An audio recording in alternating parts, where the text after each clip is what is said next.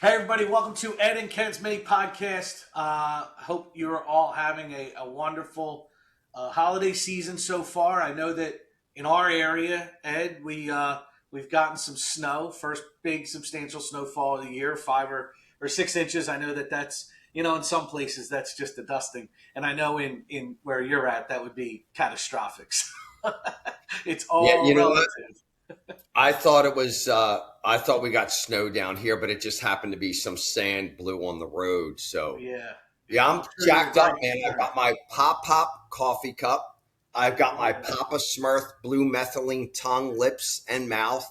The timing was off on this podcast for me, so I apologize about the timing, but you're not hallucinating. My mouth is blue. Yes, but listen, you got to do what you got to do, and even if that means painting your mouth blue. I didn't even know that was going to rhyme, but that really worked out well. I like it. You're brilliant, dude. I've been trying to tell you this for years now. Hey, a memory came up the other day of us doing our first podcast together. Get out. Yeah, in Is that it an Ed and creepy, Ken's mini podcast or? no, the first podcast in Westchester. Oh yeah, that's right. Yeah, That was dude. You were ahead of your time, Ed. Ahead of your time. no doubt, man. No That doubt. was You climbed those big stairs into that creepy, pimped out den that I had with the exposed brick walls, and you were like, I what am I getting operated into? on pure faith that I wasn't there to get murdered. Just That's like this great, guy, man. I think he's all right. We'll see what happens here. Yep, yep. So I want to talk today. Let's jump right into it because I've been having this conversation with a couple of folks, and I think it's important. And that is that what this time of year, December heading into January, not only is it the time to be thinking about next year, to be thinking about your business planning, to looking at your goals, your strategies, your measurables, and all that stuff. And I think if you're doing that, you're ahead of the game. But I think most salespeople, let's say salespeople or in general, but definitely mortgage folks uh, and real estate agents, they miss a huge opportunity with this time of year because prospecting is what we do. And I know you can like or not like that word. You can I know it's some people it sounds icky, but prospecting is what we do. Intentional outreach is what separates the people that thrive in this business despite market conditions and the people that ebb and flow with the tide. And no, not enough people do it, man. Not enough people do it. The people that I'm talking to, they kind of hibernate this time of year. And it's the worst thing you can do going into 2026 is to start your hibernation. Start calling people. Start calling people. It's an easy time. How was your year, right? If you're a loan officer, you should be asking those 3 questions. How did you do this year? What do you want to do next year? And what's your number one strategy that you're going to implement to get there? Like, there are 3 easy questions to ask. Um, your real estate referral partners, and how can I help you get there? That's the fourth question and the magical one. But also, like, what do you got planned for the holidays? What are you doing this weekend? And if you're friends with them on Facebook, I saw you got the tree, or I saw you, you were out there with your family with a holiday party. Whatever it happens to be, it's just the easiest time of year, and people don't capitalize on it. Yeah, Why? That's the question. Why? yeah. What I'm learning, and before we go deep into the psychology that, of course, you and I are always right on, I want to start giving our 7.2 billion fans who watch this the literal tool that you can do right now and implement. And it's not theory. It's not like, go here, click this. And I will send this to you, and maybe you can put it in the show notes or post it anyway. But have to give 100% credit to my friend Sky Michaels. I stole this off of one of his posts. But this is the exact text you want to send to people right now. Hey, was going back through my records today and saw your name, and I couldn't help but smile. Hope all is well. I'll say So it again. simple. Hey, was going through, and now I will say, if you really want to take this further, do this in a voice text. Hey, Ken, it's Ed. Clearly, was going through my records and Facebook memories and saw us doing our podcast 8 years ago. And I got to tell you, man, it brought a smile onto my face, man. Hope all's well. Why agents don't prospect, mine for business. I'm like a little boy, dude. I got to make up new words. I like to say mine for business, like a prospector. By the way, prospector, came from, I believe, mining for gold. Yep. So if you don't like the word prospect, if that gives you the icks, talk about connection, talk about, or call it whatever you want. But I really believe that most agents don't know what to do, and loan officers don't know what to say. And it's just about connecting. You could literally call prospecting connecting. Just connect two people. And the second part of that, and I've uncovered this with a few agents lately, is that they are ashamed of being a salesperson. Deep down inside, they're ashamed of putting themselves in a category of being in sales. One of your techniques, Ed, is the I am statements. And phenomenal technique. And I feel that society as a whole, our evolution of our culture, it doesn't surprise me that people sometimes are insecure about being a salesperson. That doesn't surprise me at all. And I'll tell you a funny story. My own brother, when I got into the Yellow Page business, I was selling ads in the Yellow Pages. This was before the internet. Well, it was before the iPhone. It really wasn't before the internet, but it was before the iPhone. And I was doing well. We sold a competitive product to the Verizon phone book. It was more cost effective, cost per views, cost per dials, however we measured those metrics to generate business for small business owners throughout the market. My brother Matt says to me, "Oh man, I just don't think I could ever be a salespeople. I'm just not good at lying." And it was like, I'm like, are you serious? Like, did you just say that to me right now? But it's what people think of when they think of salespeople, and it's from a real place, a justifiable place in history where people who were good at communicating, people who are good at guiding people in a certain direction, some might call it manipulation, could be successful in sales. But the old definition was, I'm going to use my skills of persuasion to convince you to take money out of your pocket and put it into my pocket. And for a long time, that was the knock. That was the reputation of sales. Snake oil salesman, right? From back in the day. And it carries forward to today. The used car salesman, the door-to-door salesman. Like there's just negative connotations around it. And I think that if you're an agent out there, be honest with yourself. Are you feeling that way? And if you are, you're not alone. But what can you do to not to move out of that space? And I think your I am statements is a great place to start. Yeah, definitely. And by the way, I have a new 30-day printout that if anybody wants it, it includes your gratitude list, your I am statements, I choose to statements, which is something I've added. I choose to. And then you write down one main goal. And did you hit your main goal today? Anybody wants that, just let me know. I'll shoot it out to you, or I'll shoot it to you, Ken, and we can distribute it that way. Should we put it in the show notes? Let's put it in the show notes. Yeah. People are going to start busting our chops because if we forget to put it in the show notes. So I am statements. You have to remember that what you're doing as a salesperson is leading, right? You are helping people. Yes, you are using your powers of persuasion, and it is a talent. There is some God-given talent there that, and like all things, if it's used for nefarious purposes, then yes, harm can be done.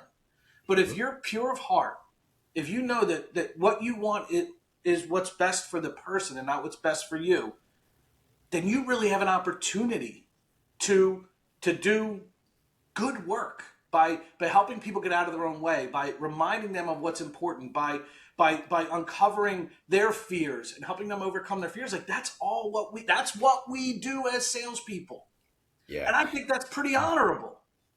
You know who, it just hit me. You know who a lot of times make great real estate agents? Those of us who had a horrible experience with a real estate agent before we got our license. And you'll hear people say, including me, like, I'll never let that happen to any of my clients. Like my first real estate agent, just literally after I signed the agreement of sale, I don't think I did not hear from him. I had to do everything. I had to find financing. I had to find everything.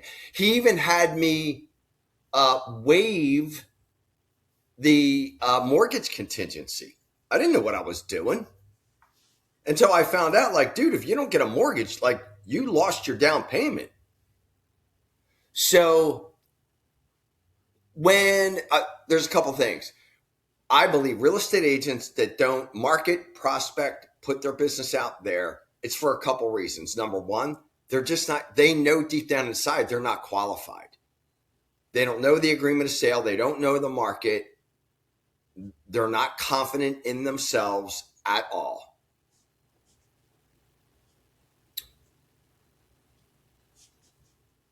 Or it's just not a fit for them. It's just not a fit for them, and they're trying to force it. And it's funny,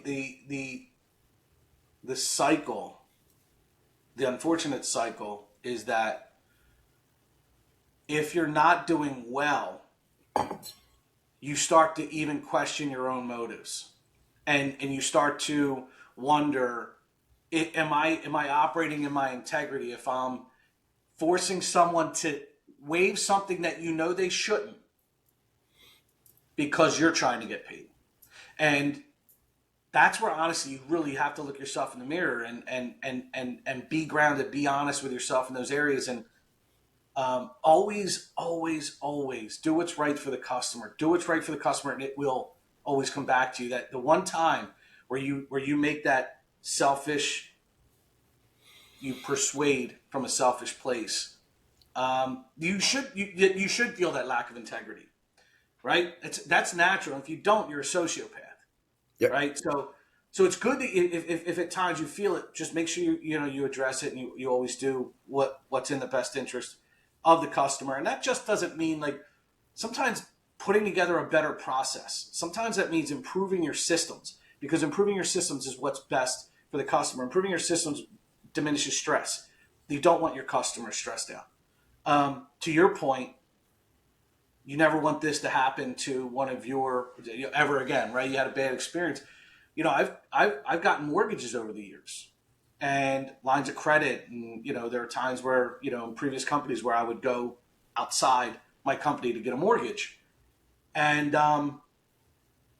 it becomes glaringly obvious where the weaknesses are in the process. And it was great for me to recognize and to operate from there, because now I know, okay, you know what? These are some blind spots even I had. Maybe we're doing it well, but I think we could do it better. And it helped to improve my process. So yeah, bad experience is a great teacher. Would they say pain is an efficient teacher? Yes. In the recovery world, it's pain is a touchstone to all spiritual progress. Yeah. Yeah. My first $1 million sale was literally I was laying upside down in a dentist chair, and I had referred my dentist like 5 patients in the last year. And I just, when she took the tools out of my mouth, I was like, "Hey, I've referred you like 5 patients. When are you going to refer me some real estate business?" Just like that. And I knew her, so it was sort of a giggle kind of thing. And she looked at me and said, "Oh my gosh, I can't believe you're saying that, Ed. We were just thinking about listing our house, and we found a house that we would want to buy. And it was the farmhouse at Brickhouse Farms. And that got me into Brickhouse Farms, which then at the time, I had the highest sale in Brickhouse Farms along with the farmhouse. And, but it came from just, hey, I'm giving you this business. What about me kind of thing? And I knew them well enough. So, like, start out with your pizza guy, start out with your hairdresser. Who does your nails? Who do you give business to? I really believe that, take a look at somebody like a Jeff Quinton. Jeff Quinton right now is in Ocean City, New Jersey with a headset on, probably making 100 cold calls. Man, and that's his thing. And he is scripted and he is good. He looks forward to getting 97 no's to set 3 appointments today. And he'll do it. And he'll do it almost every day. God bless him. Some people look at that and go, there's no way I could do that. I get it. You don't have to do that. But if you're going to be in the business, again, going back to, there are 3 types of people in our business: the interested, the committed, and the obsessed. If you're interested, you're already out of business. In fact, you shouldn't be really representing clients, really. We have to fall between committed and obsessed in order to do well in this business. And keep in mind, to do well, I'm going to work with real numbers here. As a real estate agent in Chester County, PA, or the Gulf Coast of Florida, wherever you're at, the average sale price is easy, $500,000. Yes? Yeah, I would say probably maybe even more than that. Yeah, let's go 500,000. Yep. So let's sell a home and a half a month. So that's 18 sales times $500,000. It's $9 million. Let's go 2.5%. Dude, you're at $225,000. 18 sales. We're not talking 80. Mm-hmm. Now, I'm going to say 95% of human beings would be really happy. And by the way, this 36 hours a week tops work. It's not a bad way. If it's effective. 95% of people would love to make a couple $100,000 a year, correct? For sure. Yep. And what's interesting is you talk about Jeff, you talk about Sky. These are 2 completely different ends of the prospecting spectrum. But they have one thing in common, and that's action. Yep. And as long as you texted me, hold on, let me pull up the text, because we were talking last week, and you had texted me that. Oh man, I'm afraid. Facebook Live. You're like, well, that effed up Facebook Live that I did just got a $70 million producer recruiting lead. Pretty cool, huh? I said, imperfect action beats inaction. There you go. Imperfect action beats inaction. And that is, sometimes you're going to muddle through the first couple of calls, and that makes it uncomfortable. Sometimes you're going to stutter, and that makes it uncomfortable. But the most important thing you can do is, and I'm going to speak directly to the loan officers right now. The most important thing you can do is start with every agent that was on either side of a transaction this year. That's the easiest place to start. Reach out, say hi, and connect. Then from there, work into the agents that you know, but you're not doing business with yet. From there, start then go into your past customer database, go into the people that have closed in the last 30 days, last 60 days, last 90 days, and so on. I prefer to start with the most recent. Some people will argue you should start with the 120 or 360 days away and work your way more recent. Fine, whatever, right? Take action. But now is the time. Now is the time to connect with people. Remind them that you're there. Remind them that why you're there, why you do what you do, and why it's important that they send the people that they trust to you to get what it is you offer. And that is the highest level of integrity and leadership through a transaction that can be very stressful. Dude, if I'm a loan officer today, what I'm going to do is, and you're a real estate agent, I'm going to call you and say, uh, leave a message, or if you answer, I'm going to say, hey, Ken, it's Ed. It's January or December 16th. I know you're going to have the best Christmas with your family ever. And I'm going to send you a text that I learned from Sky Michaels. And I guarantee you, if you send this to your database, you're probably going to end up with 4 pieces of business. Is that cool? Can I send it to you? Something like that. Yep. I love that. And if I like the small promise, small commitment part. Hey, if I send this to you, would you use it? Yeah. Yeah. They're not going to Yeah. say no because they want to see what you're going to send them. Yeah. I mean, And then agent. they Yeah. committed to that, right? So that's power of persuasion to help people use. Yes, we are psychologically talented. We understand. We have empathy. We have compassion. We have all these things, this intuition. And yes, use it for good. Use it for good. And if I can help an agent get past a block, to take a step, to make a call to a customer, to connect, to make a sale, then I'm using my talent for good. Yeah. And I will tell you, like in my recruiting world, this will be sent to 200 agents today, maybe 1,000 agents. When we That's can help incredible. loan officers, recruiters, real estate agents, like if I'm a real estate agent, which I am, I will be reaching out to my sphere of influence. Hey, just checking in. I know you got snow. Do you have somebody that you can count on to shovel your driveway? How are your gutters? Do you need a gutter guy? Did your gutters fall off? Like, did you find water in your basement after the Water. snow? You said Water. water. Yeah. That's spelled I'm sorry, Wuddor. It's in the dictionary, in the Delco dictionary. So let's finish. We got a couple minutes. Is Pika's number one on your Delco pizza list?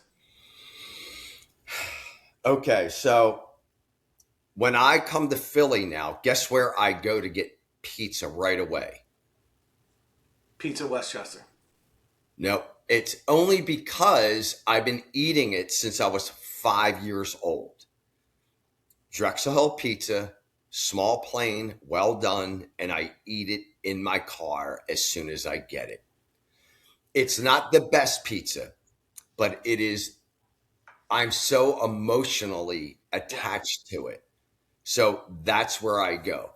The best pizza in Delco, it's not Pika's. No, Okay. no. And Yeah, you know, I agree. It's not. It's just one of the most well known. yeah, I think that like you, we all have. It's not the best pizza in Delco that matters. It's the best pizza that will deliver to you, and if it's from growing up or where you live now, because that's the one you're going to eat the most often. And yeah, you do become, and people get passionate too, man. People get passionate about pizza. yeah. If anybody knows about Drexel Hill Pizza, there's 2 things that they would say right back. Hey, do you order from Drexel Hill Pizza? They're going to say one of 2 things: 10 minutes, or my friend. Mr. Sayudis, hey, my friend, 10 minutes. Hey, my friend, 10 minutes. You could order $7,000 worth of food and they'll say 10 minutes. And It's the best that's thing ever. Drexel Yeah. Hill. Next time you're up, I'll pick you up from the airport, and we'll both go to Drexel Hill Pizza.